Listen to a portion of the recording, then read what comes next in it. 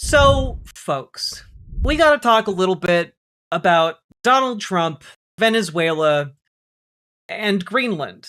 Because what is being called now the Monroe Doctrine, essentially the zombie resurrection of the Monroe Doctrine, seems to be now in play. And essentially, what the Monroe Doctrine is just whatever Donald Trump says is within the United States sphere of influence.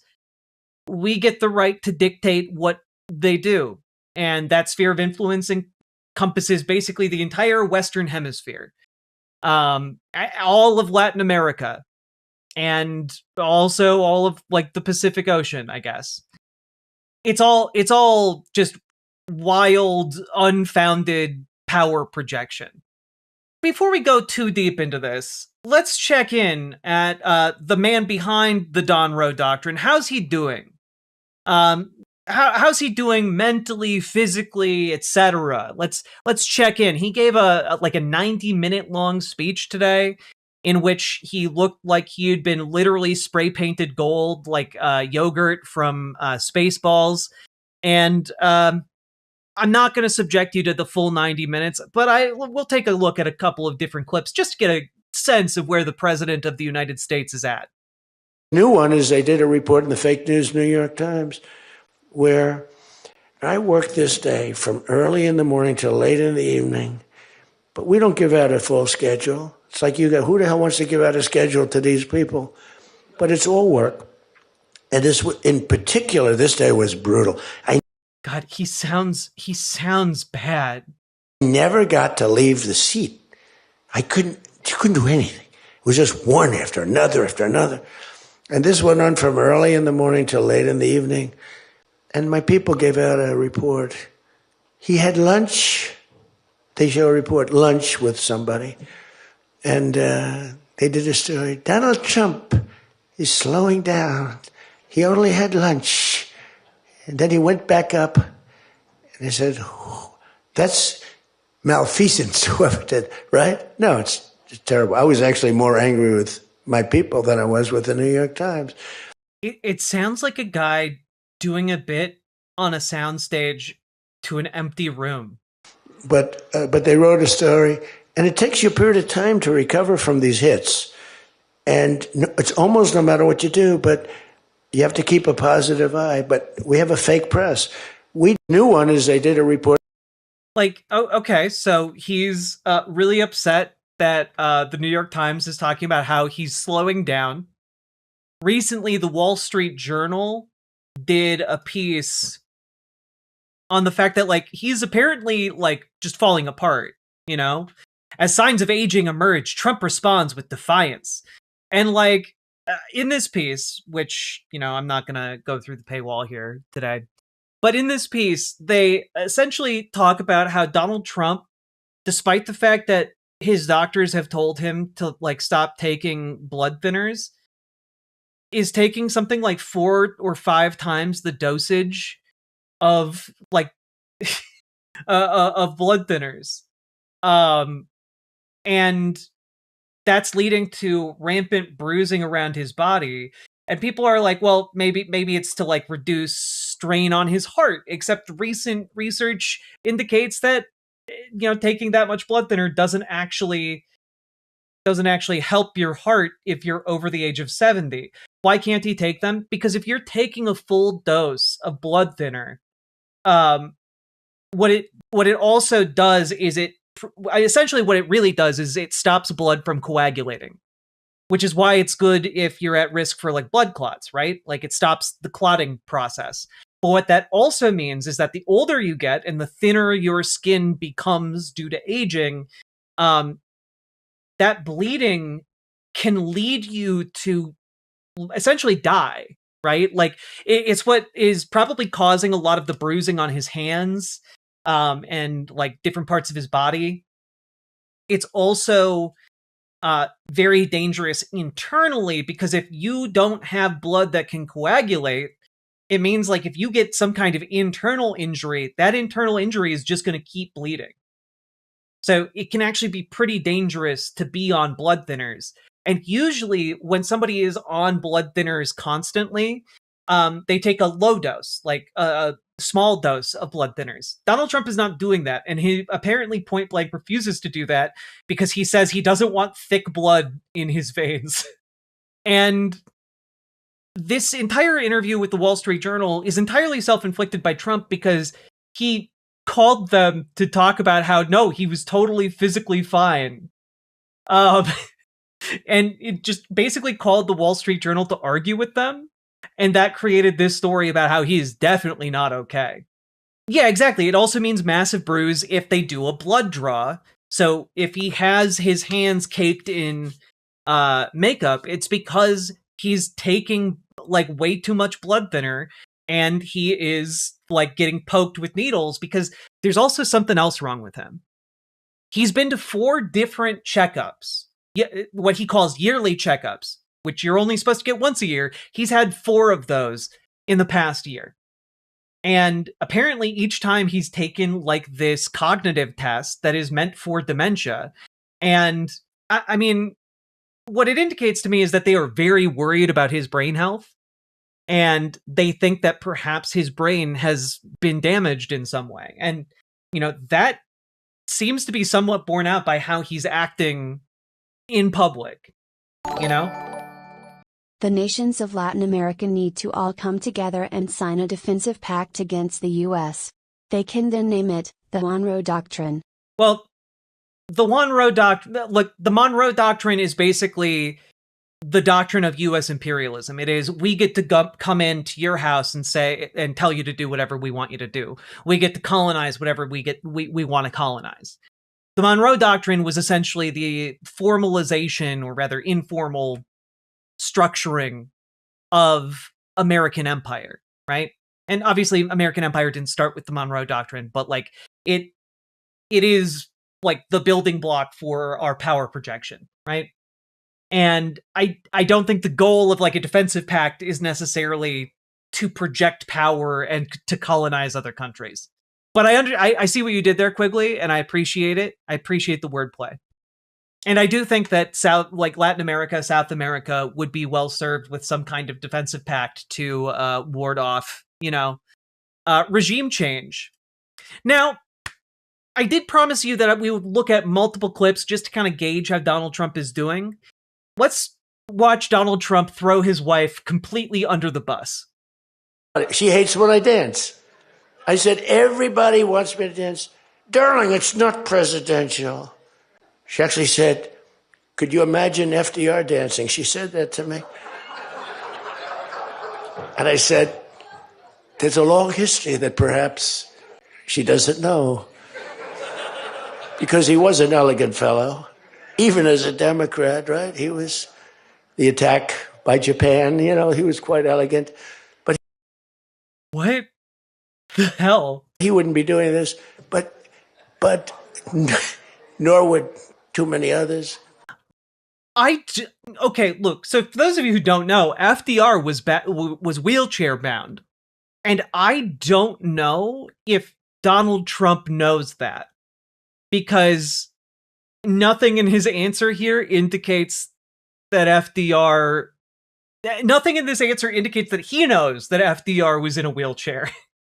Why is he talking about Pearl Harbor and how, in the same breath as how elegant FDR is? Like, it doesn't make sense. But she says, darling, please, the weightlifting is terrible. She hates. So, okay, that's weird, all right? But you haven't really seen weird yet. Here, just one last thing. How's he doing? What's his mental state? I want to really, but she gets it, and I want to really, but she gets it, and I want to really, but she gets it, and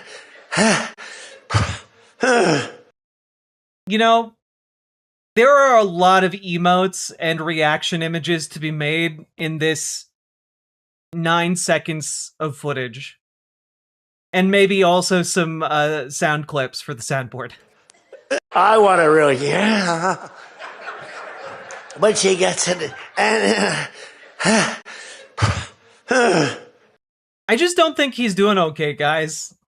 He's the president of the United States. I don't think he's doing okay, guys. I want to really, yeah. But she gets it, and Okay, I'm done. I'm done. Last time. All right. So, like, obviously, he's going through some stuff. You know, this is like the equivalent of like you go to work one day and you find your straight-laced coworker who's no nonsense has suddenly dyed their hair bright pink and is otherwise acting completely normal. Like, you know they're going through some shit, you know? Like, he's not doing okay. And I do want to say all of that is, I think, attached to what is happening geopolitically, right? Because Donald Trump, without really seemingly any kind of forethought or planning, ordered the abduction of Maduro, the kidnapping. He said we can use the word kidnapping. The kidnapping of Nicolas Maduro from Venezuela, a world leader, and doing regime change in Venezuela. And now he is getting on Truth Social and posting stuff like this. I am pleased to announce that the interim authorities in Venezuela will be turning over between 30 and 50 million barrels of high-quality sanctioned oil to the United States of America. This oil will be sold at its market price, and that money will be controlled by me as President of the United States of America to ensure it is used to benefit the people of Venezuela and the United States. I've asked Energy Secretary Chris Wright to execute this plan immediately. It will be taken by storage ships and brought directly to unloading docks in the United States. Thank you for your attention to this matter, Donald J. Trump, President of the United States of America. That's from today. That's from, in case you didn't see the timestamp, 12:46 a.m. today. He was up at almost 1 o'clock in the morning posting on social media about how, you know, that's what he's gonna do. Guys, I'm tired. I'm tired. Is he ordering his corrupt cabinet to do shit by Truth Post? Yes. And I mean, guys, this is exactly the kinds of things that the founding fathers wrote the Constitution explicitly to prevent the president from doing. You can go back and you can look at the things they wrote about what the president shouldn't be able to do, and this is like number one on the list. He is stating unequivocally that he is seizing this oil not for the country even, but for himself. He is personally taking 30 to 50 million barrels of oil and then is going to sell them to enrich himself. And they're going to do this. And the reason they're doing this, by the way, is so that they can get around congressional appropriations. And the idea being that, oh, well, this isn't going to, the money isn't going to the United States. It's going to Donald Trump's bank account. And then Donald Trump will spend it as he sees fit. And he can give it to whoever he wants. And like, that's the argument that they're going to make here. It's truly like, it is an affront to everything that our country was created to stand against. Okay, real question. My friend and I discussed the line, like, what has to happen before you feel you need to flee the US? I don't know that any one of us has, like, a hard line on that one, you know? I think we'd have to see, like, more escalation for me to feel like I need to flee the country. But I think everyone's line is going to be different, especially when it comes to the reason you flee a country is for your own safety or the safety of your family, right? And different people are going to be under threat at different times. It's also really difficult to actually flee a country, and it takes money and it takes planning and it takes effort that a lot of people don't have the access to do, you know? So I think most people could maybe sell everything they have and get out, but most people aren't willing to lose all of their things or lose all of the people who are their essentially social safety nets in order to go to a place where they know no one and have no support. Like that's a hard ask, especially when you consider that most countries aren't open to taking US refugees, you know? The refugee lines are not open for people fleeing the United States. They just aren't. And that's one of the big problems. You can't just like generally show up as a US citizen in another country and say, "Oh, I'm a refugee from America." That just doesn't fly, and it's not going to fly until things get much worse here. Like it would have to get exponentially worse. And also, yeah, like if you're trying to like emigrate legally, if you have any kind of like mental health issue, if you're poor, etc., there are a lot of hurdles you need to actually overcome to be allowed to like emigrate to another country. Oh, Paladin, his argument does not make any sense legally. I'm just saying like the bullshit legal argument he's going to try and use is bullshit, but that's what he's going to try. And I got to say, most Democrats in this time, especially in the face of what has happened with Maduro, are failing the test of how to fight fascism. And I do want to say, shout out to one Democrat who is not failing the test, and she's running for office in the House of Representatives. Kat Abu-Ghazaleh put out a pretty strong statement about this. So to our representatives, we don't want any more excuses. We don't want to hear that impeachment is unpopular, because it's not. And guess what? You're a leader. You better lead. And I guarantee that if you cave to cowardice, someone else will step up to take your place. And we do not want to hear that there is no cause to impeach this tyrant. We got to this moment because of inaction from leaders who swore to protect us, who swore to fight for us. We trusted them and they broke that trust. We deserve so much more than what our leaders have failed to deliver, but they have a chance to redeem themselves, to step up now. But the first step is impeachment. What do we want? Impeach!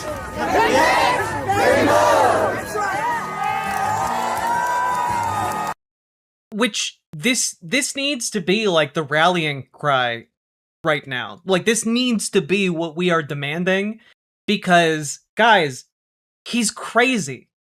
He's going around the world with like essentially weapons of mass destruction and pointing cannons and bombs at any country that he doesn't like and then shaking them down for bribes.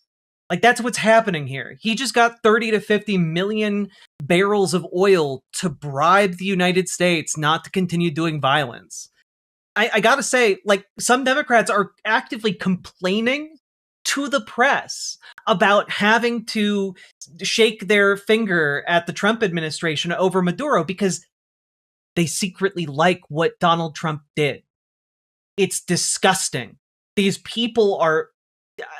This is why I have no patience, by the way, for moderate or centrist Democrats. It's because they will constantly bend over backwards and capitulate to Donald Trump and these fascist ghouls. Like, I'm sorry, you can say, like, oh man, Maduro was bad, because he was. But that's not an excuse for the Trump administration to do what they did. They have jeopardized the entire stability of a country of millions of people. And that country could devolve into civil war. It could create a gigantic regional conflict. It could be a quagmire that we are stuck in for the next decade. It could lead to the radicalization and mobilization of terrorist groups that are going to target the United States. It is going to lead to mass exodus of people who are trying to flee instability. And that invariably leads to more immigrants coming to the United States. And I personally am in favor of letting those immigrants in, and letting them live and build lives here. But you know that the effect of that immigration is going to be that Republicans are going to radicalize even further against immigrants, at least as things stand now. It's one of the reasons we need to beat these bastards. Like, the other problem is that allowing this to happen has knock-on effects. You know, it has emboldened Donald Trump to now take a look at Greenland. It has emboldened. One of the headline news stories of the day is that China and Chinese social media has lit up talking about how this is a green light for Taiwan. Because this was an illegal action by Trump regime. I think that it is not out of the question that Maduro could have this case thrown out. It is not out of the question that he could be found not guilty on these charges. You know, part of the indictment found him in violation of U.S. gun laws because Maduro in Venezuela owns machine guns. He's the president of a country. Of course he owns machine guns. If that argument is allowed to have merit and hold water, are we allowed to just, I don't know, abduct any world leader that owns machine guns? Is that the standard we're setting for ourselves now? That the president can unilaterally go and just abduct with special forces any world leader who owns a machine gun? It's diabolical. It is unquantifiably evil and disruptive to any kind of stability upon which our world relies. It's bizarre. And, you know, here's Rand Paul. You know, far be it from me. I'm not handing it to Rand Paul, but he's right here. The nation's capital and removing their president is an act of war. Anybody who argues otherwise, I think, has a very difficult argument. So yes, the Constitution indicates this should go to Congress. We abducted Saddam. We also declared, we also went to war with Iraq. We also killed hundreds of thousands of people in Iraq. And then not only that, thousands of people died here too. And guess what? Iraq is not stable even after decades of occupation. It did not work out well. We do not want to do that again. Congress first. Well, I mean, you know, in that soundbite we played, you were arguing that, look, you know, I mean, are we going to go and remove somebody in Saudi Arabia? I mean, with all due respect, I think the goal here is to stop the drug and human trafficking into America. And I don't think Saudi Arabia is sending fentanyl into America.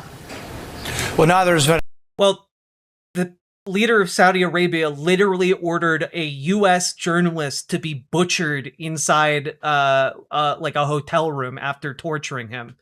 So, you know, there's genuinely more of a case to do this to someone like Mohammed bin Salman than there is to do this to Nicolas Maduro. Venezuela doesn't export any fentanyl at all. Well, in what fact, about cocaine? Their main product. What about cocaine? Well, there is some argument, yeah. Yeah, a lot of other countries export a lot more cocaine than Venezuela, though. Yes, on the cocaine front, that there are people within that country. There are also people within several countries in South America. There are also people in the United States who traffic cocaine. Do we arrest the president of the United States because cocaine is, trafficked within our border? I don't know. Maybe we need to do that. Maybe that's the legal argument now. That are producing cocaine. What I would say is, look, there's no love lost for Maduro. I've written a book, The Case Against Socialism. I'm glad he's gone. I've described how teenagers are scrounging for food. I would also not describe Venezuela as a socialist country, just as an FYI. In Venezuela, socialism is bad, but there's a bigger picture here also between us making this decision. For 30 years, from 1970 to 2000, the Venezuelan people kept voting in socialists. In the initial elections, they actually voted in Chavez, and most people think the initial elections were likely legitimate. But this is the end result of socialism. This is state-sponsored violence that occurred there. But what has to happen now is the people of Venezuela need to choose better. They need to realize that it wasn't just getting a bad person, that this is a bad economic system. So the oil companies have been owned by the Venezuelan government since 1976, the gas companies since 1971. This is not a new thing. So there's a bigger, broader debate we should be having here. And I don't think telling the people of Venezuela, we're coming, the gringos are coming, we're going to run your country, oil companies will come in and run you like we did in the 19th century. I think that even our friends will resist that. And so I think there's a great positive feeling for America now in Venezuela. Okay. So a couple of things. One, he is correct that oil companies and America coming in to try and run Venezuela is not going to rub anyone the right way in Venezuela. Even people who support the ousting of Nicolas Maduro in Venezuela do not want the United States to come in and effectively make Venezuela a puppet state. They don't want that. You know, it can be true that some people are happy that Maduro is gone, and also that they don't want America to run their country, and they don't want American oil executives to run their country. Both things can be true. It's worth saying that at the very least, because there are some people who are acting like, oh yeah, no, they're everyone's happy that Maduro's gone, which means they love oil executives coming in to run their country. I don't think we should ruin it by telling them, well, the gringos are coming, the gringos are coming. I think what we should be saying is, now we're going to allow you to assume your sovereignty, for you to make decisions on your oil, and our hope is that you will choose capitalism, not socialism. I think bombing... I mean, like, Paladin, I agree with you, like, except I would add a few more things. Like, the problem with Venezuela's economy isn't just the sanctions. It is also like the fact that they built a lot of their social safety net programs on the price of oil. Like, and when the price of oil dropped, like, those social safety nets stopped working, and like the country plunged into instability and poverty, right? And the sanctions and oil prices, you need to diversify your economy more in order to avoid that kind of economic collapse. But also the authoritarianism is a huge problem, because I do not think socialism and authoritarianism can coexist. I reject that notion. I think that socialism can only exist in harmony with democracy. I've already mentioned that one of the indictment charges against Nicolas Maduro is that he owns machine guns in the country that he runs, which is utterly and completely horseshit ridiculousness. But the Justice Department has already dropped one of the key claims that they made in the indictment against Maduro, which is fascinating to me. Someone in chat was talking about the Cartel de los Soles in YouTube chat the other day when I was initially talking about this, and I had never heard of Cartel de los Soles, so I was a bit confused about what that actually was. Because we've heard a lot about Tren de Aragua, obviously, which is an active gang within Venezuela. However, what is Cartel de los Soles? Well, the BBC ran a piece and like talked to a bunch of experts on who are the Cartel de los Soles, and essentially every expert that they talked to said, well, it's more of like a slang term. There is no formalized Cartel de los Soles. And one of the main claims that the Trump administration was trying to make was that Nicolas Maduro was the head of this Cartel de los Soles. And now, last year, before capturing President Nicolas Maduro, the Trump administration designated a Venezuelan slang term for drug corruption in the military as a terrorist organization and said he led it. Like, that's one of their key that's one of their key claims, and it's already been dropped because they don't have evidence to back that up. This is how little this was thought through, right? This is how little the attempt to like arrest Nicolas Maduro was even given forethought. They didn't think about the actual ramifications of charging him in court. And this is why I say it is very possible that Nicolas Maduro might be found not guilty, or these charges might be completely thrown out by a judge. It's it's stunning, really. An act of destabilizing violence so severe, almost 100 people killed in the attack that captured Maduro, by the way. Almost 100 Venezuelans killed. But they didn't even bother to think it out. Now, who is actually, because Maduro's had his first day in court, in which he basically just proclaimed himself, I am Nicolas Maduro. I've been kidnapped. I am the head of state of Venezuela, essentially. Now, who is representing Nicolas Maduro and his wife in court? Well, we actually have some answers on that. So According to Chris Geidner, who runs Law Dork, the lawyers in the Maduro case are Barry Pollock, a prominent defense attorney who previously has represented Julian Assange. Maduro's wife is being represented by Mark Donnelly, who worked to try and impeach, Ken Paxton in Texas. And not only that, recently, one of the major Reagan DOJ officials, Bruce Fein, who argued for Obama to be impeached over military intervention in Libya, has joined Maduro's defense team as well. So these are not light hitters when it comes to legal, firepower. These are some pretty heavy hitting folks who are probably going to do their damnedest to have a lot of these charges thrown out or dropped. Odd question, what the fuck happens if Maduro wins in court? These charges are pretty fucking nonsense. I mean, genuinely, I guess if in a reasonable world, he would be returned to his country and, maybe reparations would be paid by the United States. We don't live in a reasonable world at the moment, and Donald Trump is not probably going to be willing to do that. My guess would be, because I don't believe they gave Nicolas Maduro any kind of paperwork for him to legally be in the United States after kidnapping him, my guess would be that if he wins in court, the Trump administration is going to try and arrest him with ICE and detain him in our deportation system, where he has far fewer legal rights. And I mean, that could be, they could maybe hold on to him even indefinitely. Who can say?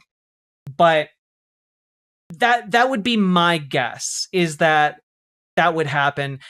It could possibly be that they will attempt that, and that attempt will fail, and they will ultimately have to send him back to Venezuela. But yeah, but he didn't migrate here. Yeah, but it doesn't matter if he officially migrated here or not.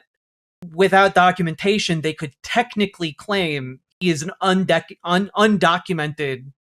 He's in this country undocumented, effectively trying to color him as an undocumented migrant. That's my guess. My guess is their play is going to be as cruel and as petty as possible, regardless of the legal justification for being so. Could they put him in CCOT? Maybe.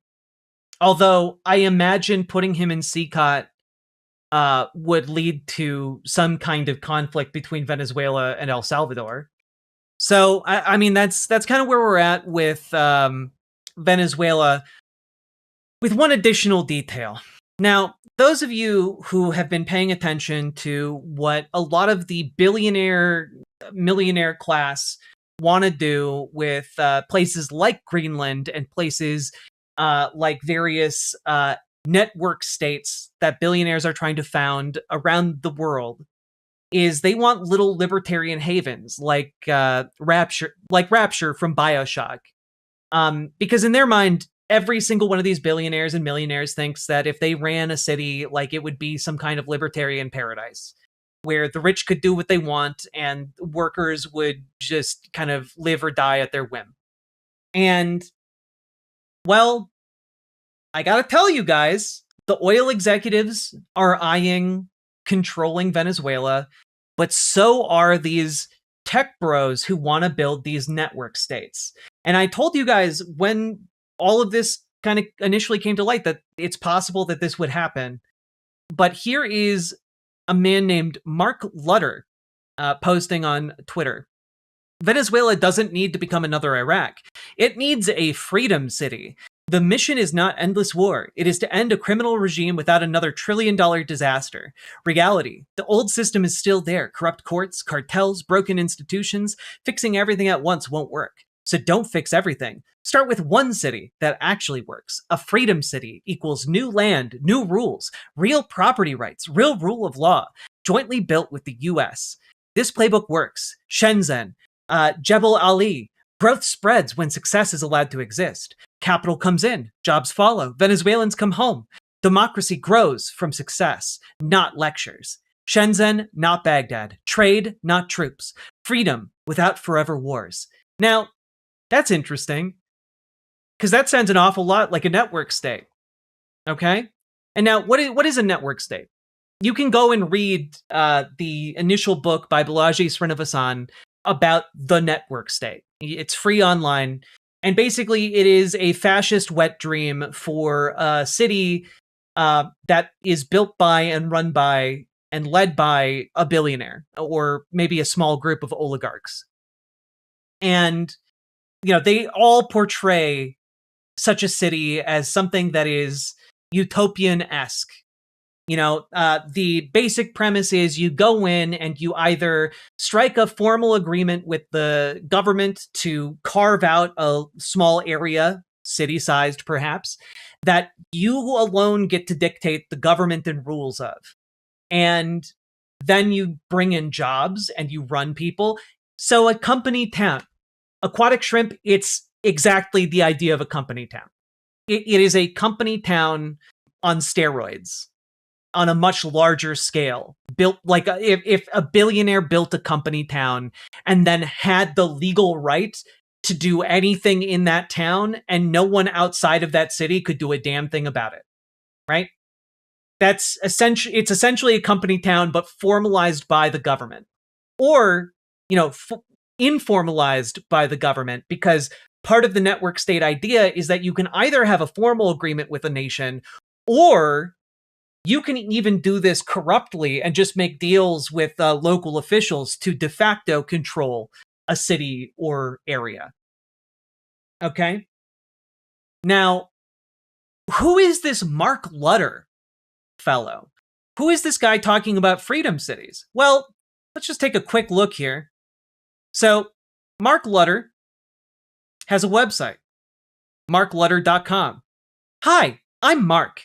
I think a lot about progress, governance, social dynamics, and new cities. I'm the founder and executive chairman of the Charter Cities Institute, a nonprofit building the ecosystem for charter cities. I spend most of my time as CEO of Bravo Cities, a charter city development company.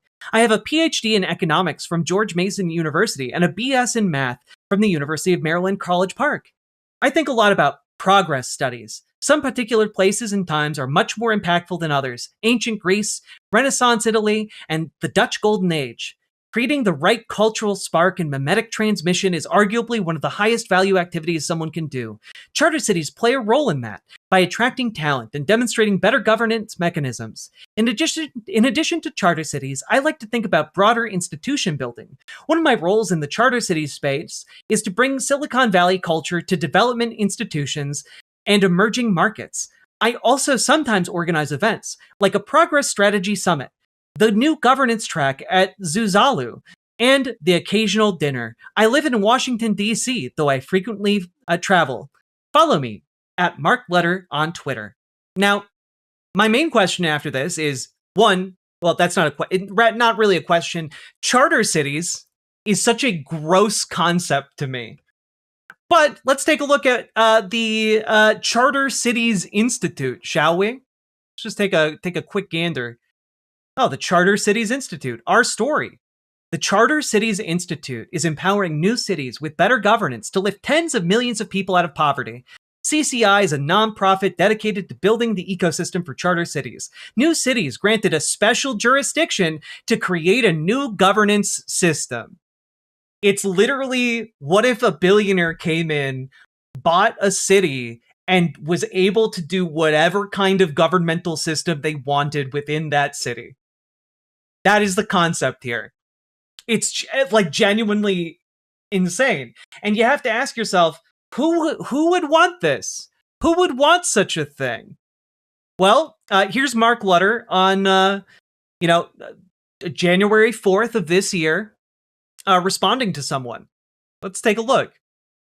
In 2019, Mark Lutter, whose nonprofit received money from the Peter Thiel-backed Emergent Ventures in 2018, said, quote, We're putting out a white paper looking at Venezuela, assuming this transfer of power does go through. And if you can get charter cities to be part of the conversation, there is opportunity.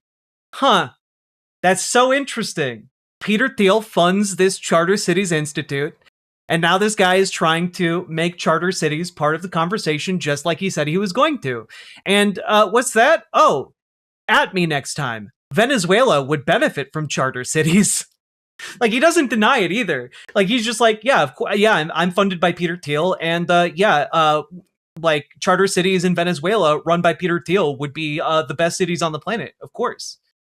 And let's just take a look here. Mother Jones asked for my comments on a possible Venezuelan charter city. Here they are. How would a charter city in Venezuela work, and how would it benefit Venezuela? The most straightforward way for a Venezuelan charter city would be a partnership between the American government and the Venezuelan government. Good land, ideally coastal, with as low population density as possible would be identified. The charter city could import the legal framework of an American state, Florida or Texas, for example, with the finance being guaranteed by the US government. This would benefit Venezuela by creating jobs, attracting investment, and helping ensure Venezuelans returning from abroad have opportunities. So his argument here isn't even, oh, the billionaire would just buy this from Venezuela. It's for the American taxpayer to foot the bill of building this city and then to have it copy kind of the legal framework of an American state, but it wouldn't be an American state. It would be the playground for some kind of billionaire to run. Who will pay for it? We would pay for it. That's like, it's a company town established by the American government. Can you point to another example elsewhere that you think this charter city should be similar to, or would be similar to? Best historic example is probably Hong Kong, which was governed by the British and became very successful and a gateway into China. Are there any plans in the works to realize this idea of a charter city in Venezuela? What would need to happen first? No plans to my knowledge. Rubio would probably need to endorse any such plan. Any indication that the Trump administration would be on board with such an idea? What would be in it for the United States? Nothing says they wouldn't be open to it. It would help stabilize Venezuela and set it on the path to returning to being a normal democracy. So I have to be completely honest with you. I think that this is essentially a call to action for the guy who funds, Mark Lutter, Peter Thiel, to pull some strings with his boy JD Vance in order to try and make this happen.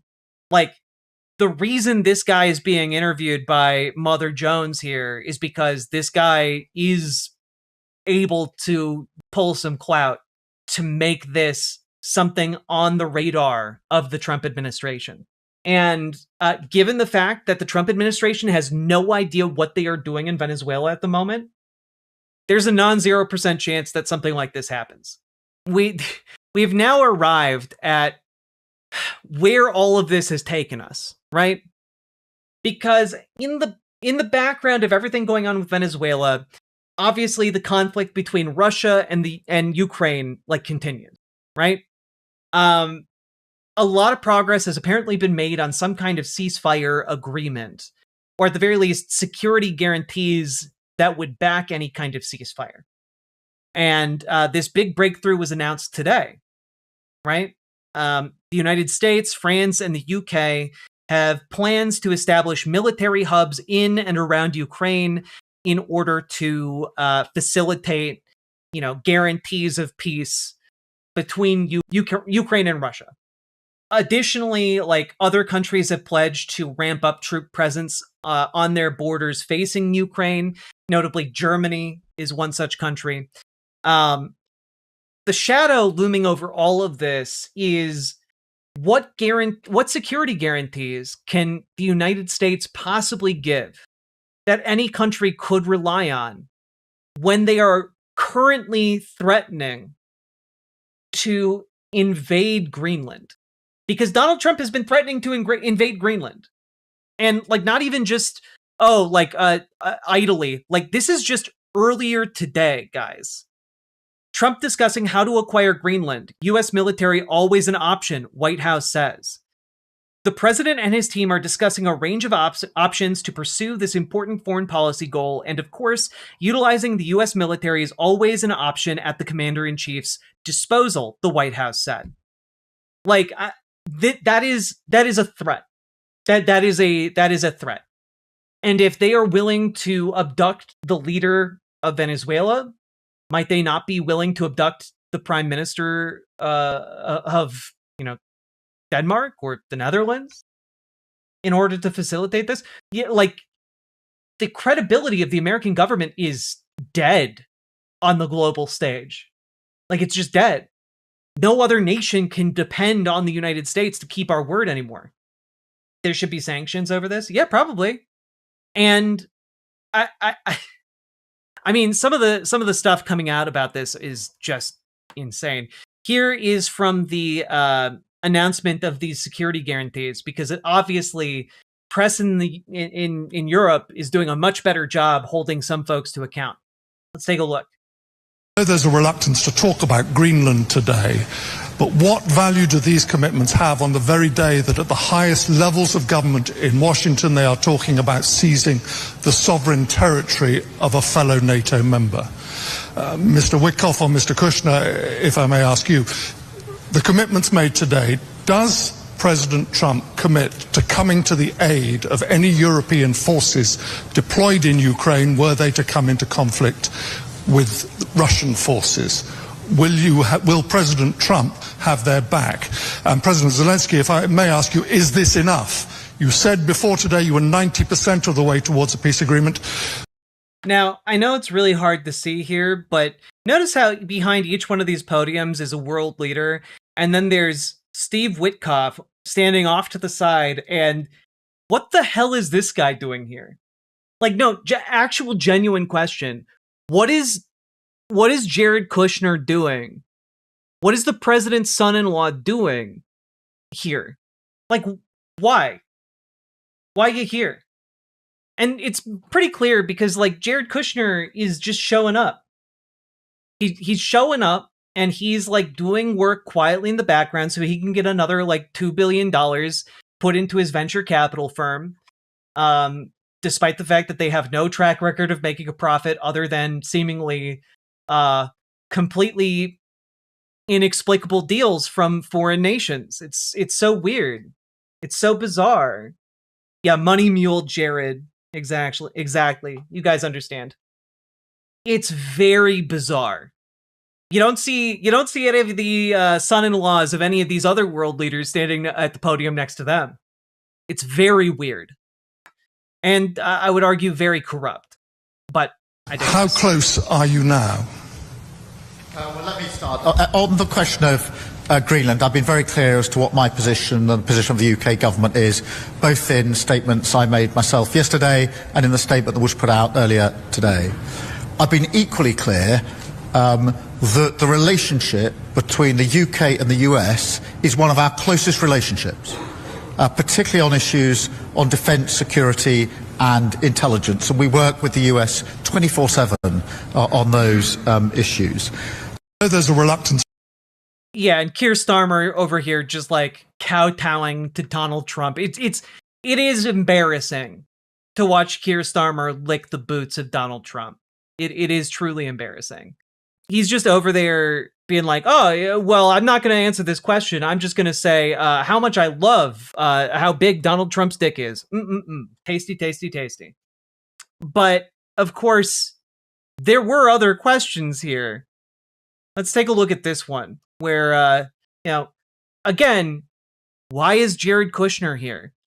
And the whole amazing team in the U.S. Obviously, you saw last week the incredible capability of the U.S. military, and that's just a small piece of what they're capable of doing. And so they've been really thinking about this, and they believe that a real peace here is possible, and there are ways to stand behind it.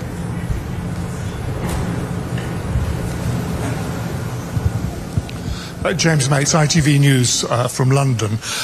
Mr. Starmer, Prime Minister, today's commitments by the United States are already being called a game changer, and I know there's a reluctance to talk about Greenland today, but what value do these commitments have on the I figured this was a better, longer clip. Very day that at the highest levels of government in Washington, they are talking about seizing the sovereign territory of a fellow NATO member. Mr. Witkoff or Mr. Kushner, if I may ask you, the commitments made today, does President Trump commit to coming to the aid of any European forces deployed in Ukraine were they to come into conflict with Russian forces? Will President Trump have their back? And President Zelensky, if I may ask you, is this enough? You said before today you were 90% of the way towards a peace agreement. How close are you now? Well, let me start. On the question of Greenland, I've been very clear as to what my position and the position of the UK government is, both in statements I made myself yesterday and in the statement that was put out earlier today. I've been equally clear that the relationship between the UK and the US is one of our closest relationships, particularly on issues on defence, security and intelligence. And we work with the US 24/7 on those issues. And the whole. Okay, that was not more informative. I apologize. I thought this clip was going to have more Jared Kushner talking. But one of the weird things about Jared Kushner being here is that he has no official role in the Trump administration at this time. Like, as far as like official roles go, he's just some guy. Like, he's just a guy. He doesn't have a title, he doesn't have a job in the Trump administration, but he's in the room. And he's negotiating on behalf of the United States with no accountability to the American people whatsoever, which leads me to the conclusion that he is there to negotiate on behalf of Donald Trump's personal finances. He is there to effectively, again, someone said money mule earlier. I think he's there effectively to solicit bribes for the president because he's not in an official role. So, interesting stuff to say the least. Now, I gotta say, yesterday I read you guys a statement from the head of not the head of Greenland, the Prime Minister of Denmark. They did not spare or mince words to coddle the United States. It was just straight up, if you attack Greenland, you invoke NATO, and you don't want to do that, essentially. Today, multiple European leaders signed on to a statement in defense of Greenland. So now it's no longer just Denmark. It is now statement by President Macron of France, Chancellor Merz of Germany, Prime Minister Meloni of Italy, Prime Minister Tusk of Poland, Prime Minister Sanchez of Spain, Prime Minister Starmer of the United Kingdom, and Prime Minister Fredriksson of Denmark on Greenland.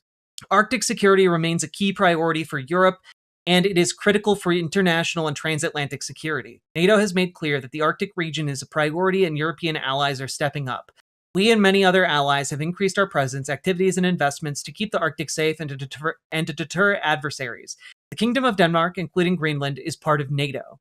Security in the Arctic must therefore be achieved collectively in conjunction with NATO allies, including the United States, by upholding the principles of the UN Charter, including sovereignty, territorial integrity, and the inviolability of borders. These are universal principles, and we will not stop defending them. The United States is an essential partner in this endeavor as a NATO ally and through the defense agreement between the Kingdom of Denmark and the United States of 1951.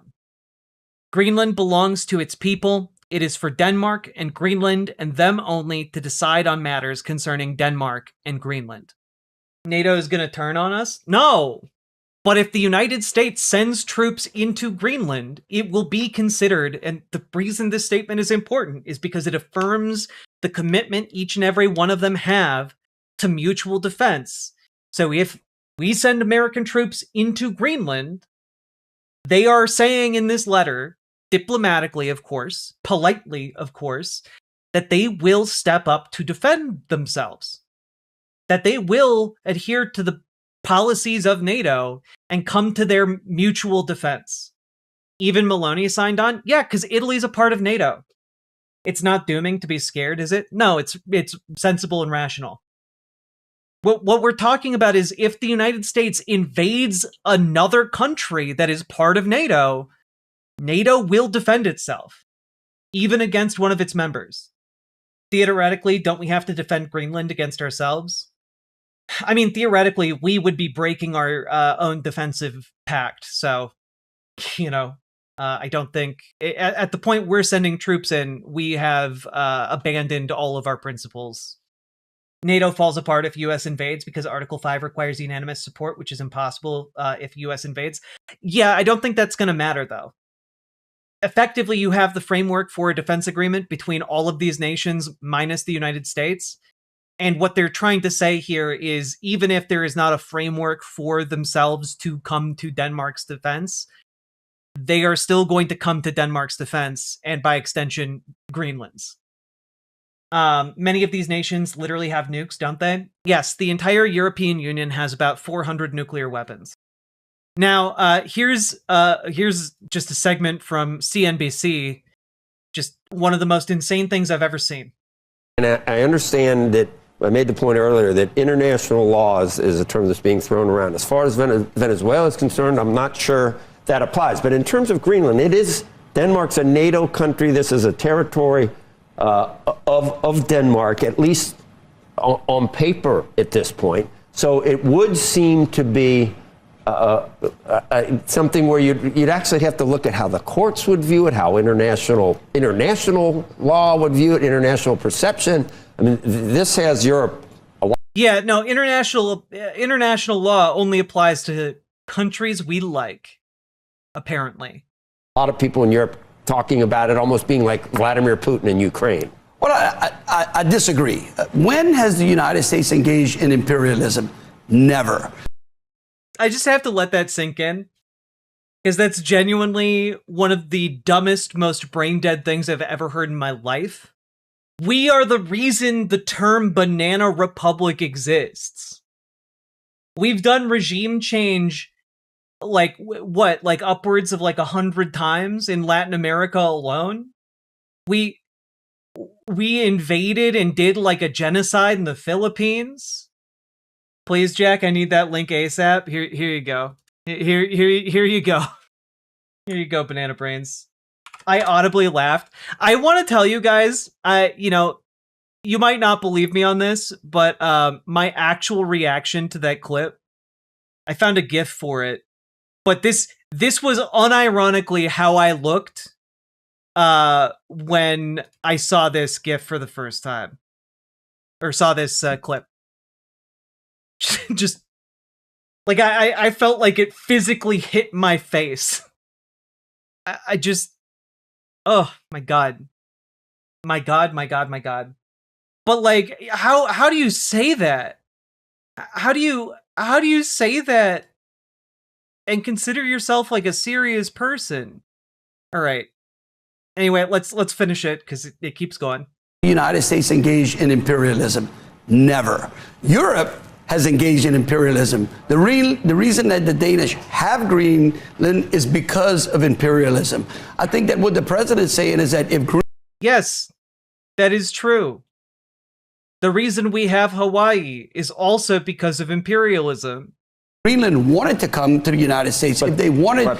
We literally had a bunch of capitalist business owners overthrow the government of Hawaii and then work in tandem with the US government to seize control of the nation. Puerto Rico is a territory that is occupied by the United States. Okay. If they would, but I don't think the polls, I don't know whether the polls are correct. The people of Greenland, at least thus far, do not want to do this. But I don't think they want to be with Denmark either. I think they want exactly, and I think that the president supports an independent Greenland with economic ties and trade opportunities for the United States. Is what I've said all along, and I think that that's what look.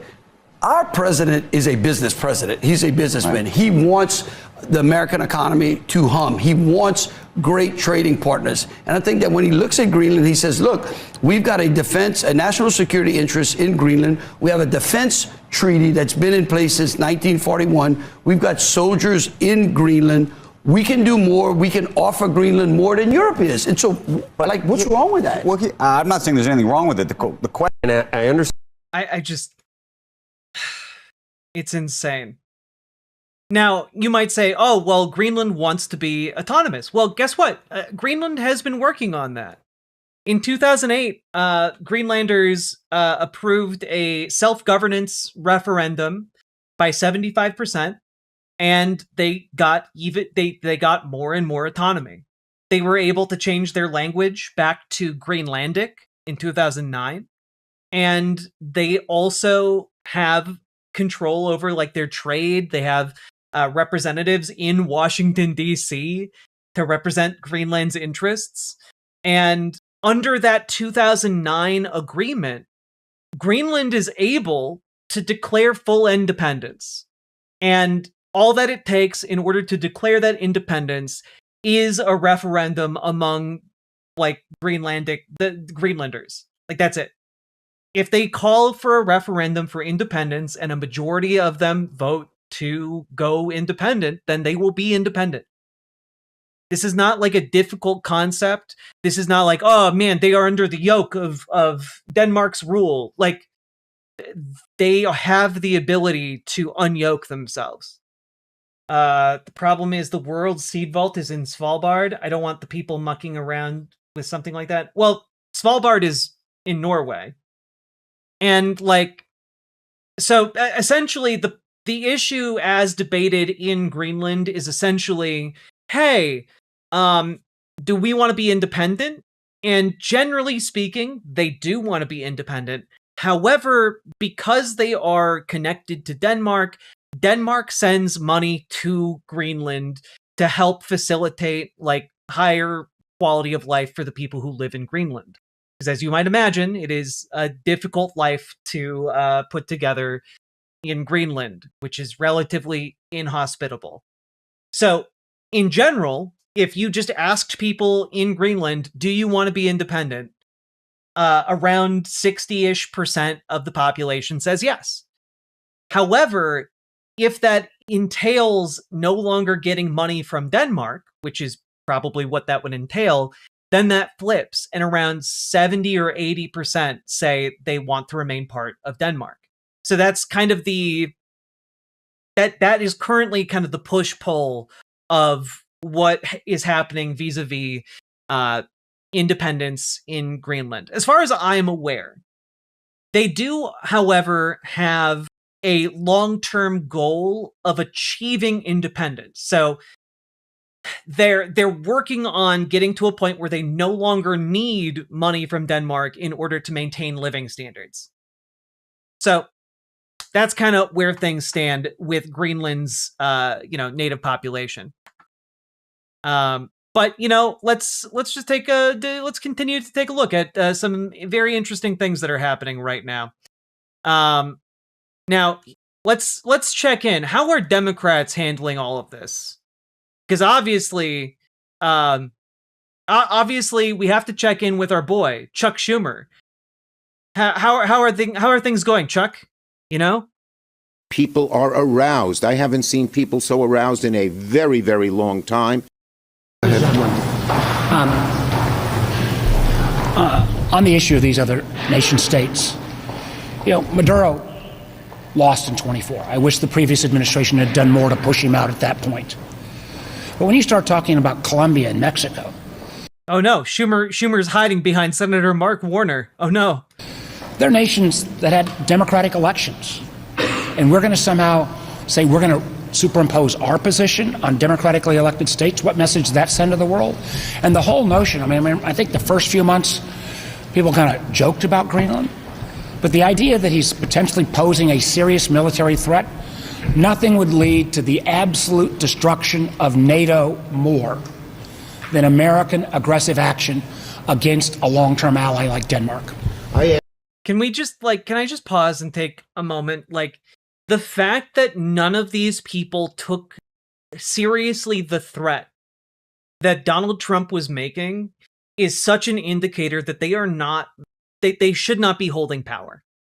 I'm sorry, one of the most powerful politicians in the world is threatening to kill people of another country, to invade them, to bomb them, to shoot them, to maim them, to kill their men, their women, and their children. And that is not a laughing matter. That isn't funny. that is deeply serious. A man who at will can launch nuclear weapons to any point in the world. That is not funny. It's not an idle threat. And the fact that none of these senior Democrats seem to have taken it seriously until now, that he has finally like snapped and done something completely insane and crazy, seemingly with no plan or forethought or any kind of planning, and just did it. They are now suddenly all going, oh no. These are not just idle threats. These are not just chest pounding statements. He actually wants to do these things. And like, I'm sorry, the fact that it took them so long to catch on means that they should be resigning en masse in any kind of just insane world. You know, Chuck Schumer should no longer be leader of the Democrats. You know, give it up to Chris Van Hollen. Chris Van Hollen is actually taking seriously the threats. He was one of the only people in Congress to go down to El Salvador and check out CCOT for himself. And he almost single-handedly, along with the support of several other Democrats, was able to bring those people out of that hellhole that no other person had ever been able to, you know, walk out of before. And Chris Van Hollen actually has principles and a political understanding of the threats at play as we speak. But let's Chuck Schumer, what do you have to say? Sorry.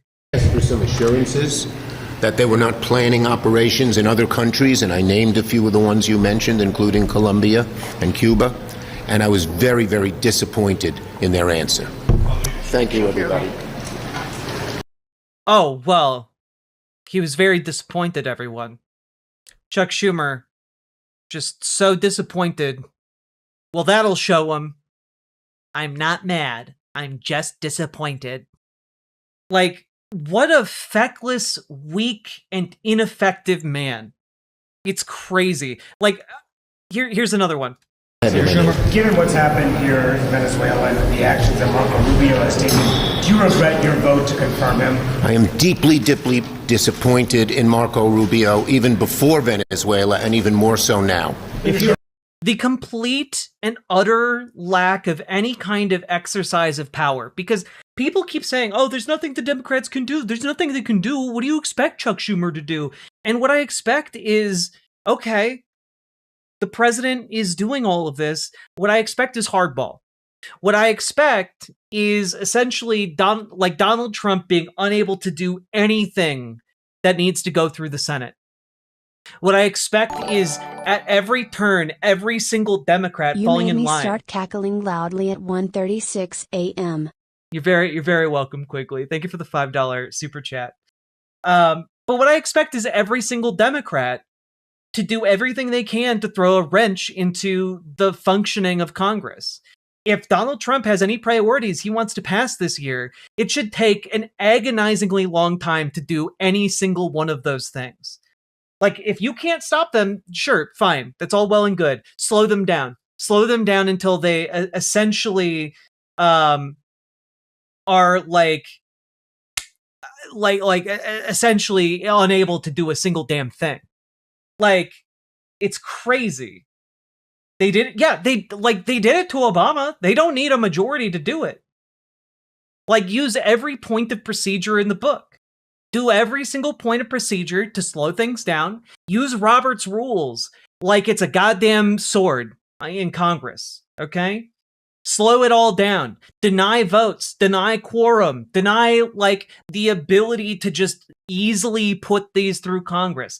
But Chuck Schumer doesn't take seriously the existential threat we are all currently under.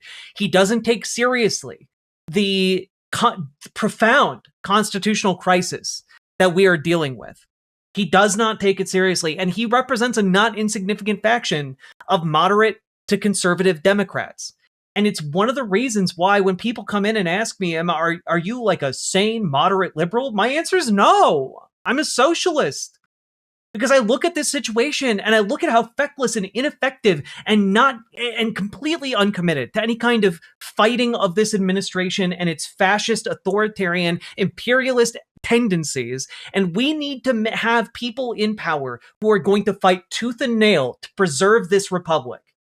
But instead, we have a bunch of people in positions of power who have been paid by the wealthiest people alive to be spineless cretins, to be cowards, to be ineffective by design. And that's what Chuck Schumer is. What would the Baileys think? Chuck needs to step it up. Indeed. Indeed.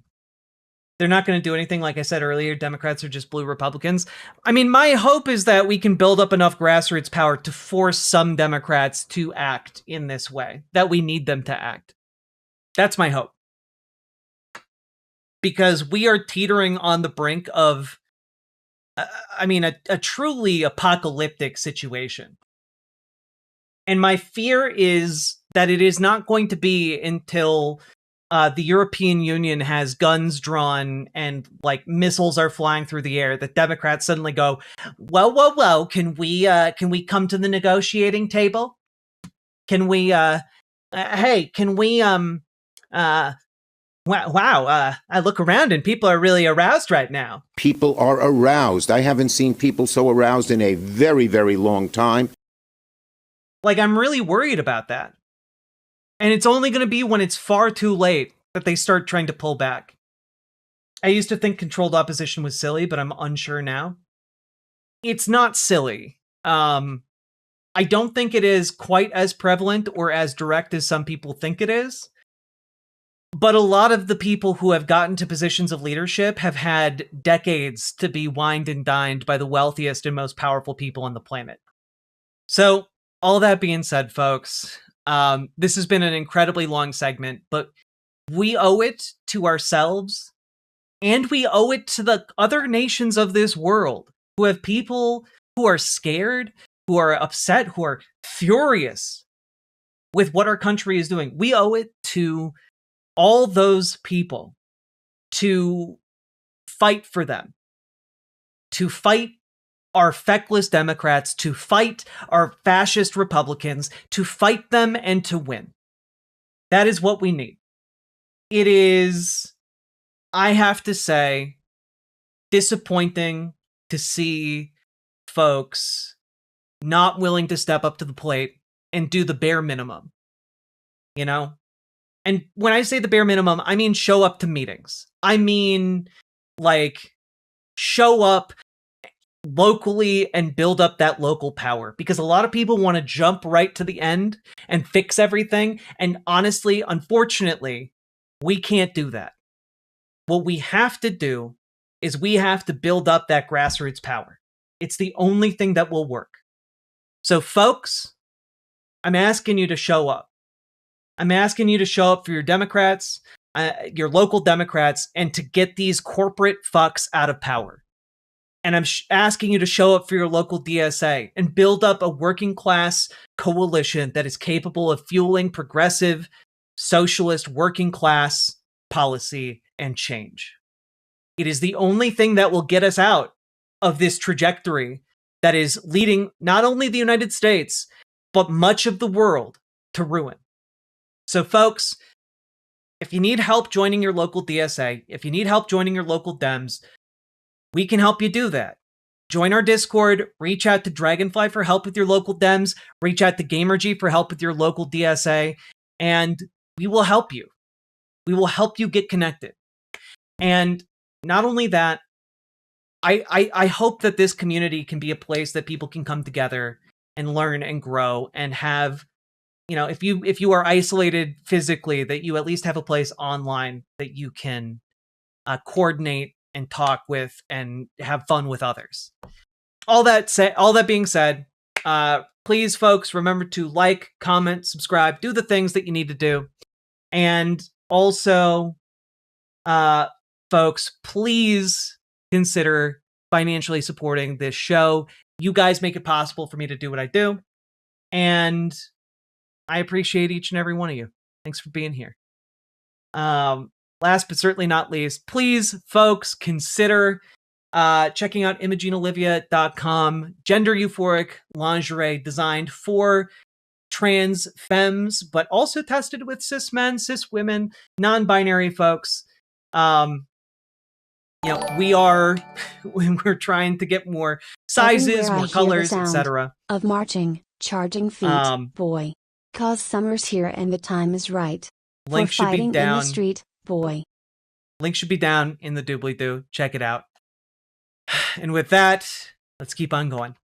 Riverboat Jack is going to town. All the viewers gather round. Twitch and YouTube and swishy streams. All that content is bursting the seams. Politics, gaming, and plenty more. Your sense of fashion you'll adore. So grab your stuff and hop aboard. We're going straight to Jack's Discord.